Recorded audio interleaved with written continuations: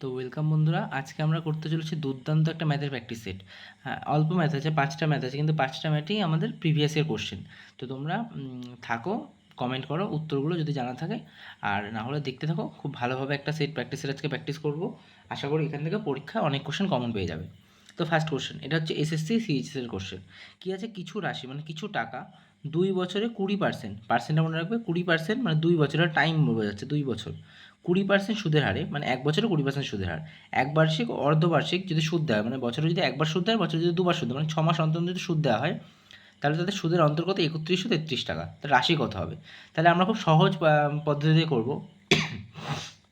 এই যে আমাদের ফার্স্টে পার্সেন্টেজ নিয়ে কাজ হবে, পার্সেন্টেজ। তাহলে এটা তো 2 বছরের পার্সেন্টেজ, যদি 1 বছরের পার্সেন্ট মানে 1 বছর পার্সেন্টেজ করলে কত কী হবে এখানে? তাহলে আমরা কি বলতে পারি, 1 বছর হিসাবে দেওয়া হলে তাহলে প্রথম বছর 2 বছরে কিন্তু 20%, 2 বছরে 20%, তাহলে 1 বছরে কত 10%, আবার 10%। তাহলে এই দুটোকে আমরা যদি সাকসেসিভ মেথড ইউজ করি, তাহলে 10 + 10 × 10 × 10 বাই 100, মানে এটা কত হচ্ছে, এটা হচ্ছে 21%। তাহলে এভাবে যদি একবার্ষিক দেওয়া হয়, তাহলে 2 বছরে কত টোটাল 21% সুদ দেওয়া হবে।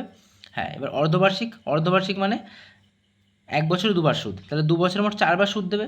তাহলে আমরা যদি এটাকেও সাকসেসিভ লাগাই, তাহলে 10 + 10, 10 × 10 বা 100, এটা কত 21 আসছে। এই 21টা কি, 21টা কিন্তু 1 বছরে আসে, কারণ আমরা 2 বছর দিয়েছি, 2 বছরের মোট 4বার আসবে। তাহলে এই একটা 21 আর এই একটা 21, তাহলে আমাদের 4 বছর হয়ে গেল। তো এটা কত হচ্ছে, দুটো আমরা সাকসেসিভ লাগিয়ে দেবো।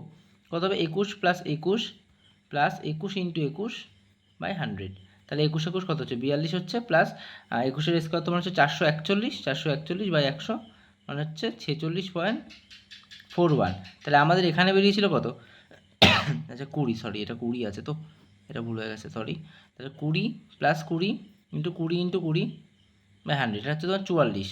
তাহলে 44 আর এখানে হচ্ছে 46, মানে অন্তরটা দেখো, তাহলে কত হচ্ছে 2.41। এই 2.41-এর ভ্যালু বলে দিচ্ছে কত, 3133। তাহলে একটা 2.41 দিয়ে ভাগ করে দেবো, ইন্টু 100 করে দেবো। এটা করলে ডিরেক্ট 130 চলে আসে। তো আমাদের এটা হচ্ছে পারফেক্ট অ্যান্সার। তো আশা করছি তোমরা বুঝতে পেরেছো আমরা কী করেছি। ফার্স্টে এটা আমরা সাকসেসিভ করেছি, সাকসেসিভ করলে 44, এটা কিন্তু 2 বছরের সুদ হচ্ছে। এটা হচ্ছে 1 বছরের রেট, এটা হচ্ছে 1 বছরের রেট, 2 বছর, তাহলে আমাদের 44% চলে আসছে। নেক্সট, এই যে বলেছে বছরে অর্ধবার্ষিক, মানে 1 বছরের সুদ যদি 20% হয়, তাহলে অর্ধবার্ষিকের সুদ কত হবে, 10% হবে। তো সেই 10% আমরা এখানে বের করে দেখেছি 21 হচ্ছে। 21 এটা কি, এটা হচ্ছে 1 বছরের, তাহলে এইটা হচ্ছে আর 1 বছরের, তাহলে 2 বছর, এটা হচ্ছে 2 বছর সাকসেসিভ আমরা এখানে বের করেছি 46.41। এই দুটোর অন্তর বলে দিয়েছে আমাদের 3133 টাকা। তো এটা আমরা বের করতে পারলাম। আশা করি বুঝতে পেরেছ। চলো নেক্সট অঙ্কে যাবো।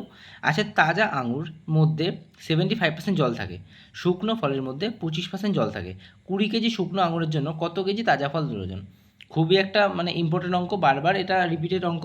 তো তোমরা করতে থাকো, করে আমাকে উত্তর জানাও, আর আমি একটু করেই দিই। তো আমরা একটা শর্ট প্রসেস ইউজ করব। কি আছে, তাজা আঙুর মানে ফ্রেশ, ফ্রেশের মধ্যে জল আছে এতটা, তাহলে আসল ফলটা কতটা আছে, যেটা মজ্জা বলে, আসল ফল আছে তাহলে 25%। এটাকে আমরা ইকুয়াল করবো কিসের সাথে, আমাদের যে শুকনো ফল, শুকনো ফল মানে ড্রাই ফ্রুটস, এর মধ্যে বলছে 25% জল আছে। 25% জল থাকলে মজ্জা কতটা আছে, 75%।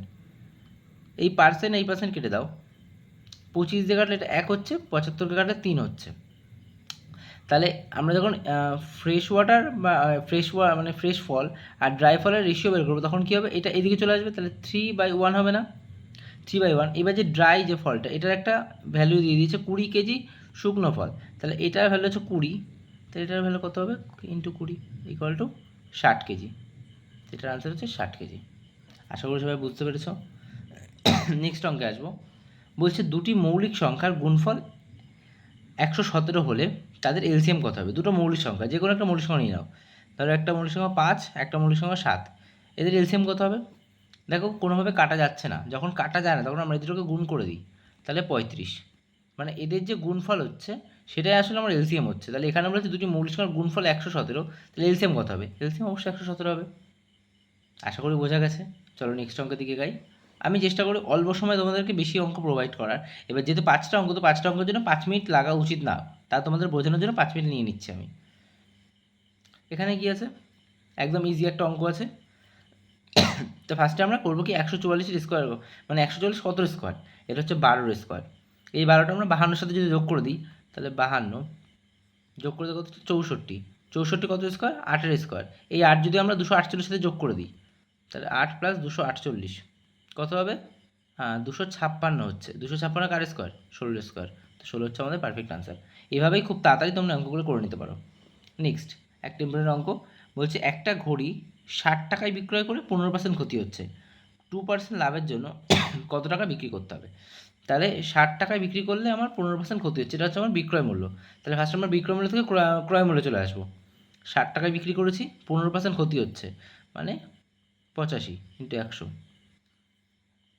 বা এবার থেকে তোমরা সহজ পদ্ধতিতে ঐকিক নেমে করতে পারো। কীভাবে করবো? 15% ক্ষতি, তাই তো, মানে 85-র ভ্যালু হচ্ছে 60, একের ভ্যালু 60/85, 2% লাভ করবে, তাহলে 102-এর ভ্যালু কত?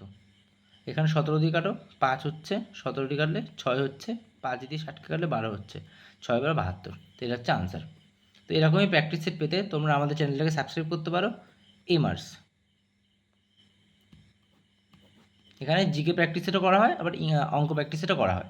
তো ভিডিওটা ভালো লাগে লাইক কমেন্ট শেয়ার করো, আর প্রত্যেকটা অঙ্ক করে তার সলিউশন বা উত্তরগুলো আমাকে কমেন্টে জানিয়ে দিও। তো আজকের জন্য এই অবধি, অ্যান্ড দেখা হবে নেক্সট কোনো অঙ্কের ক্লাসে। বাই।